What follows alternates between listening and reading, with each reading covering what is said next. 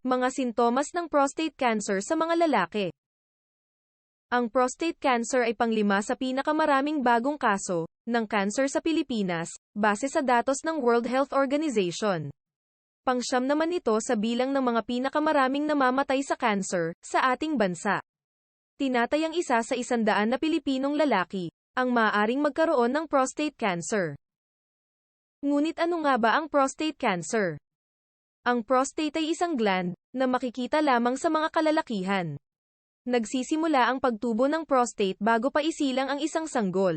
Ito rin ay kasinlaki ng walnut na matatagpuan sa ilalim ng pantog. Ang pangunahing trabaho ng prostate ay maglabas ng prostatic fluid na nagpapalusog at pumoprotekta sa tamod at pinapabuti ang paggalaw nito.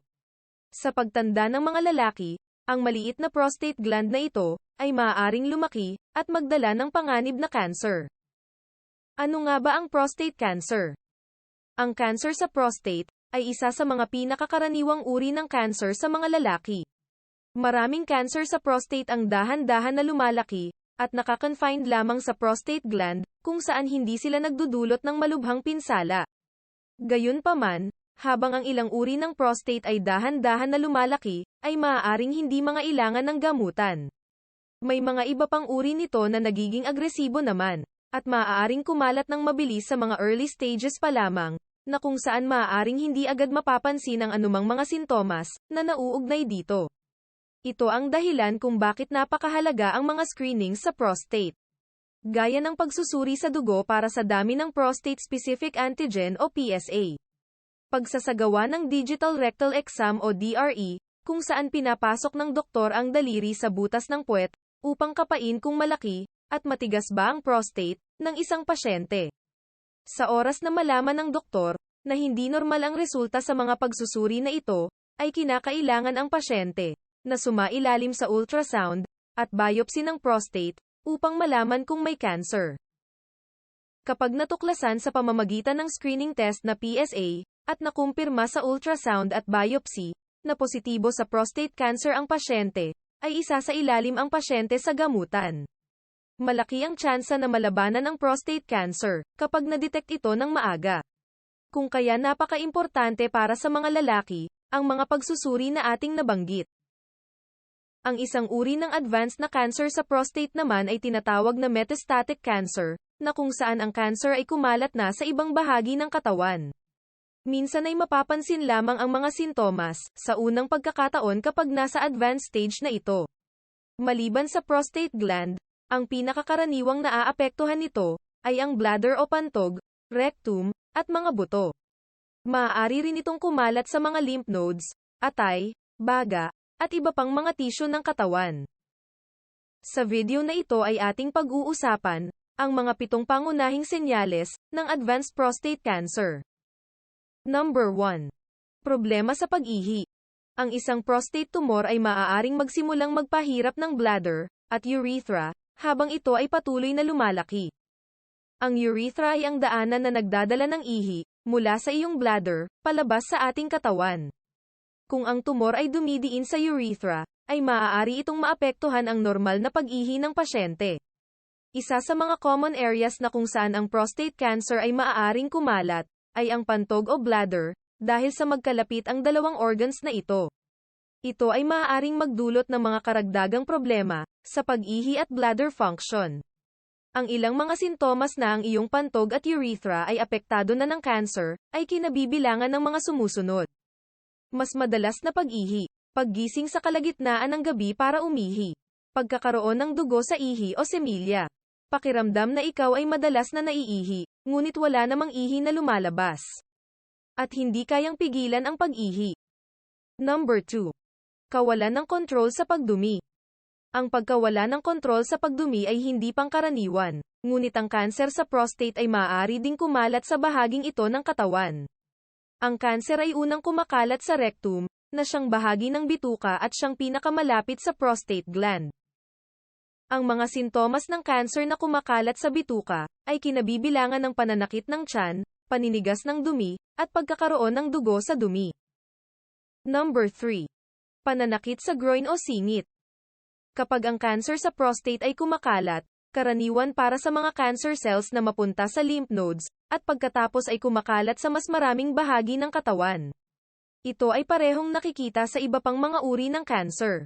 Ang mga lymph nodes ay isang network ng mga glands, na tumutulong sa katawan na magsala ng mga likido, at labanan ang mga impeksyon. Mayroong ilang mga lymph nodes sa groin area. Ito ay malapit sa prostate kaya karaniwan na ang cancer, ay unang kumakalat sa parteng ito. Pinipigilan ng mga cancer cells ang mga lymph nodes, para hindi ito mag-function ng maayos. At kapag nangyari ito, nagkakaroon ng swelling ang mga lymph nodes, na nagreresulta ng pagdanas ng pananakit sa groin area. Number 4. Pamamaga o panghihina ng binti. Ang advanced na cancer sa prostate, ay nagdudulot ng pagdami ng mga cancer cells, na kung saan naaapektuhan nito ang iba pang malulusog na selula, o healthy cells sa katawan. Kapag ang tumor ay patuloy na lumalaki, ay maaaring makadiin ang mga ito sa ibang parte ng katawan, tulad ng spinal cord. Ito ay maaaring magdulot ng pananakit, pangingilig, at pamamaga sa mga binti at paa. Number 5. Pananakit ng hips o likod. Ang hips o likod ay isa sa mga pinakakaraniwang parte, na kung saan madaling kumalat ang cancer sa prostate. Kadalasan ay nakakaapekto ito ng pananakit ng hips, at spine. Kapag ang cancer ay umabot sa mga buto, ito ay magsisimulang sumiksik sa mga malulusog na materials sa buto. Ang mga buto ay nagiging brittle o malutong, at mas madaling mabali ang mga ito kaysa sa dati. Ang pagkakaroon ng cancer na kumalat sa mga buto, ay masakit at kadalasan ay nangangailangan ng atensyon na medikal. Maaari kang makaramdam ng dull pain, o stabbing pain na hindi nawawala, at nakakagambala sa pagtulog, maging sa mga regular na aktibidad. Ang pananakit ng likod ay maaaring tanda ng prostate cancer, na kumakalat sa buto at ang pagkakaroon ng pressure na nararamdaman sa spinal cord. Ang spinal cord compression ay nangyayari kapag ang cancer cells ay itinutulak ng husto ang spinal cord, na kung saan hindi na gumagana ng maayos ang mga nerves nito. Number 6. Pagkakaroon ng ubo at hinihingal. Kung mayroon kang advanced na cancer sa prostate, at nagsisimulang magkaroon ng problema sa paghinga, ito ay nangangahulugan na maaaring kumalat na ang mga cancer cells sa iyong baga. Maaari kang makaranas ng ubo na hindi nawawala, pagkakaroon ng dugo sa ubo, o hirap sa paghinga. Ang cancer cells sa iyong mga baga ay maaari ding humantong sa fluid buildup na nagdudulot ng mga impeksyon, at maging ang tinatawag na lung collapse. Number 7. Hindi maipaliwanag na pagbaba ng timbang. Ang pagbaba ng timbang ng hindi kumakain ng mas kaunti, o aktibong pagbabawas ng timbang, ay isang tanda ng advanced na cancer sa prostate.